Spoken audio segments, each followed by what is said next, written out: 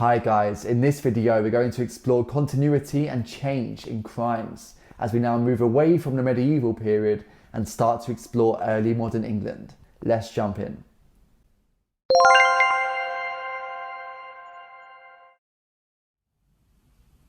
As we move into the early modern era, we see significant changes in crime and punishment. Crime levels are on the rise, and we see continuation of some types of crime like murder, petty theft, and treason. However, there were also dramatic changes in England during this time. For example, the huge population growth and urbanisation of the country, the enclosure and the effects of this on peasants, and huge religious changes happening all over England. We also see the rise in new types of crimes like heresy, vagabondage, witchcraft, and smuggling.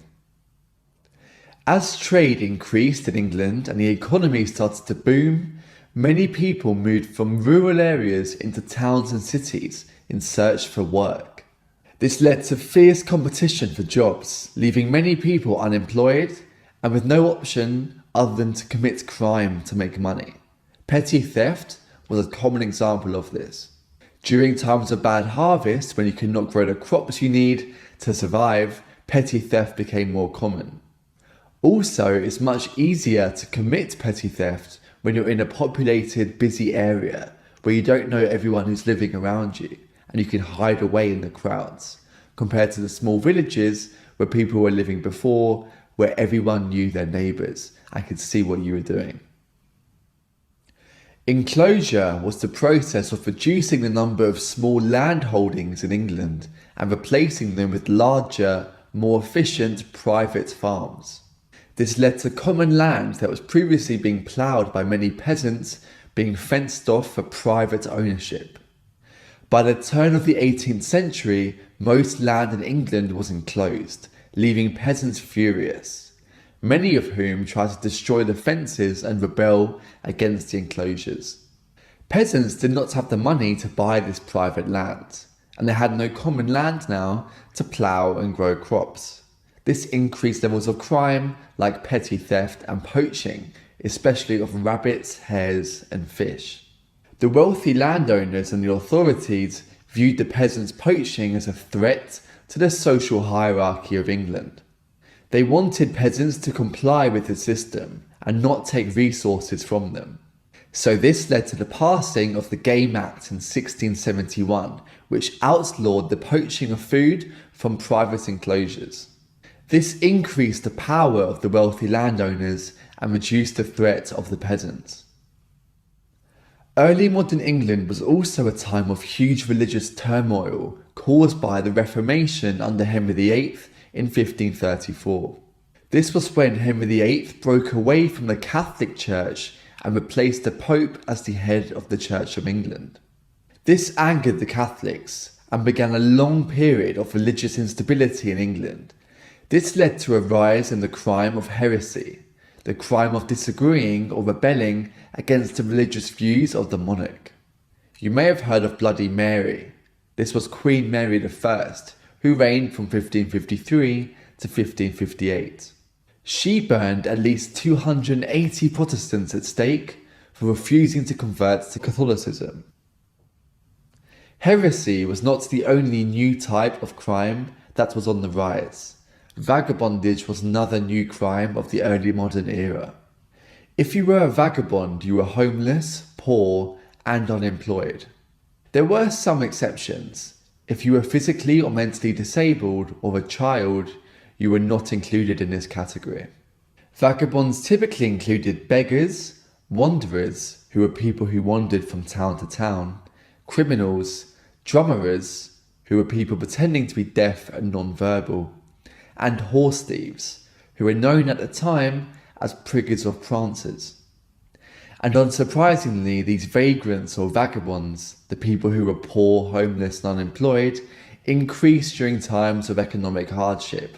For example, a poor harvest occurred in 1597, which rose the number of vagrants in England. They were blamed for rising crime levels, for example the rise in theft, murder and assault. and taxpayers were unhappy that the poor rate they were paying through tax was going towards the lives of vagrants. There was also some natural fear and suspicion of wanderers, who were not known to anyone in their local area.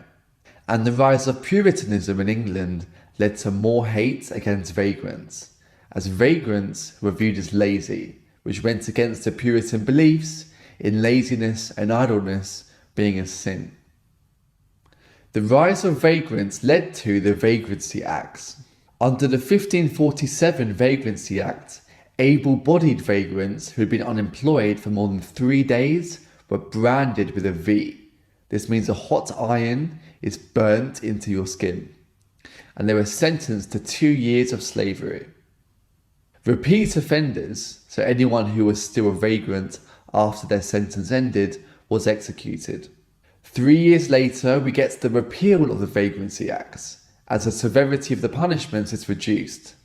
The capital punishment and slavery are replaced with corporal forms of punishment, mostly whipping. Many vagrants were also sent to their place of birth as a punishment. By the 1590s, hostility towards vagrants has increased again, and in 1597, the death penalty is reintroduced for vagrants under the Vagrancy Act. In Elizabethan England, the Poor Laws were introduced in 1601, which gave poor relief to people in England. Vagrants were considered as part of the undeserving poor, those who were not worthy of receiving help. Instead of receiving poor relief, they were often whipped and returned to their place of birth. We also see a sharp rise in the accusations of witchcraft during the early modern era. As we know by now, there was huge economic, political and religious turmoil during this time. Many people lived in fear and insecurity and were looking for people to blame. Vagrants were not the only ones who were receiving this blame. Many people believed the country was in turmoil because of the work of the devil. This led to an increase in witchcraft accusations. Under Henry VIII's Witchcraft Acts in 1542, witchcraft became a crime and punishable by death. This act was repealed in 1547 and then restored again in 1563. Under the restoration of this act, witchcraft trials had to take place in secular courts, not church courts, which meant that capital punishment was an option. However, the death penalty could only be used if physical harm had been caused by the alleged witch. However, the death penalty was extended in its use for witchcraft in 1604 under King James I. His Witchcraft and Conjuration Act added the death penalty for those convicted of summoning evil spirits. Repeat offenders of any witchcraft crime were also executed, and minor witchcraft crimes resulted in 1 year in prison. The last type of new crime in this era to look at is smuggling. Smuggling was a social crime at the time, which means that most people did not necessarily view it as a morally wrong thing to do. People were smuggling luxury goods into England, for example silk, tea, silver and alcohol. By smuggling the goods in, you avoid the import taxes charged by the authorities, which makes the goods cheaper to buy for people in England. This created a black market. Now let's bring this together for those analysis points for your top band answer.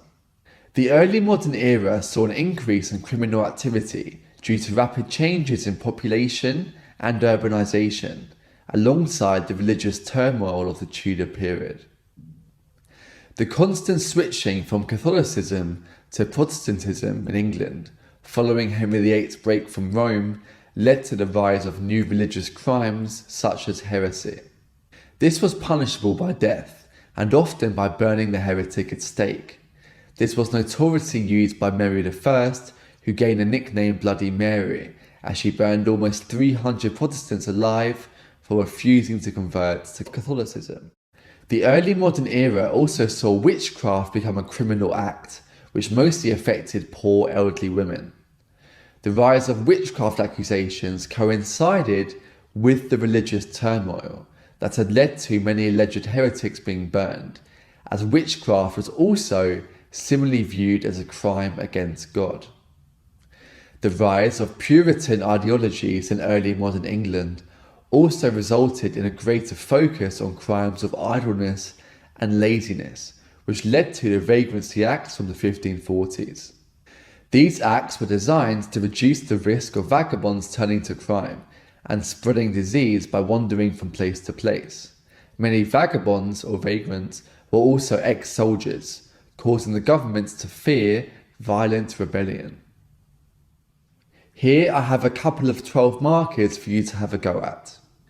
Explain why there was an increase in witchcraft accusations during the early modern period. For this question, you can talk about the break with Rome under Henry VIII, how this led to religious turmoil and increased fear and distrust in society. And then you can also watch my video on Matthew Hopkins and the witch hunts to get some crucial information you can use for this question. Explain why the nature of crime had changed by the 18th century. So for this question, you can talk about the urbanisation and population growth of the country, and also the economic hardship and poor harvests, and the effects of this on the nature of crime. And that brings us to the end of Continuity and Change in Early Modern England. Thanks for tuning in, guys, and I'll see you all in the next video.